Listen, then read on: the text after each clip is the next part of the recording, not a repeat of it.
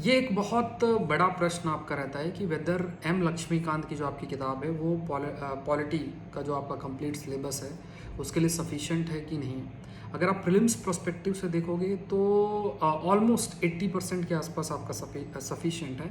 लेकिन कुछ प्रश्न आपके बियॉन्ड एप्लीकेशन बेस्ड प्रश्न भी आते हैं और पार्लियामेंट्री प्रोसीजर्स से भी रिलेटेड प्रश्न जो है वो आपके आते हैं। जैसे कई सारी चीज़ें, जैसे कट मोशन के बारे में, कट मोशन क्या है, उसके अलावा जैसे कई सारे दूसरे जो मोशंस हैं, what is the difference between motion resolution, उसके ऊपर substantive motion, subsidiary motion,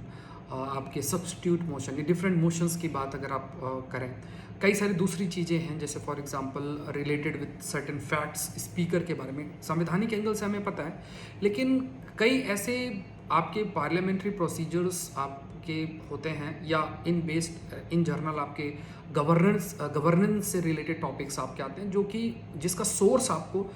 M Laxmikant पर नहीं मिलता है। और अभी अगर आप खास तौर से देखो तो जो यूपीएससी का ट्रेंड है, जिस तरीके से यूपीएससी आपकी प्रोसीड कर रही है उसमें प्रीलिम्स और मेंस दोनों में ही, खास तौर से अगर आप मेंस देखो तो बहुत सारे एप्लीकेशन बेस्ड प्रश्न आ रहे हैं। खास तौर से द हिंदू के जो एडिटोरियल्स है उस पर जो आर्टिकल्स आ रहे हैं, जैसे आज एक बहुत अच्छा आर्टिकल आपका आया था that was related with the idea of governance, जो आपका जो पब्लिक गवर्नेंस की बात की गई है,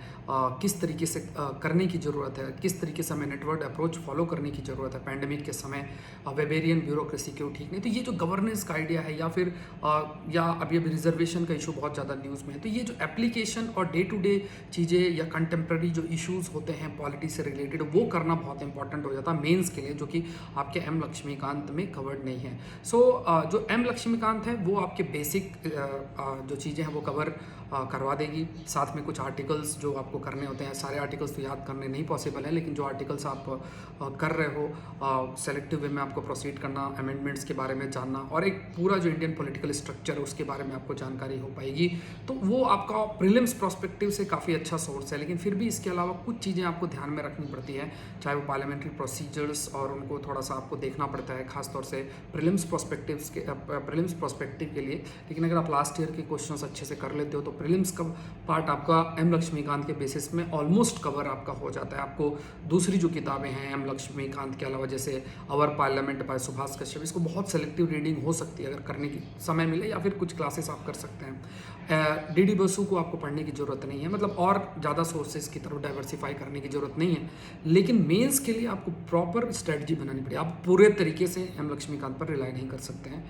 जो नॉलेज है वो नॉलेज आपका जो एक्सपैंड आपको करने की ज़रूरत है, उसके लिए जो इश्यूज़ चल रहे हैं वहाँ पे अपने पॉलिटिकल जो आप पॉलिटी का नॉलेज है उसको आप अप्लाई करिए। एआरसी की कुछ रिपोर्ट्स आपको करने की जो है उसको आपको ज़रूर से करना चाहिए, तभी आप जीएस पेपर 2 मेंस में अच्छा स्कोर कर सकते हैं और प्रीलिम्स में भी अच्छे से जो है वो स्कोर कर सकते हैं, जो कि करंट इशू बेस्ड जो पॉलिटी के क्वेश्चंस आपके आते हैं।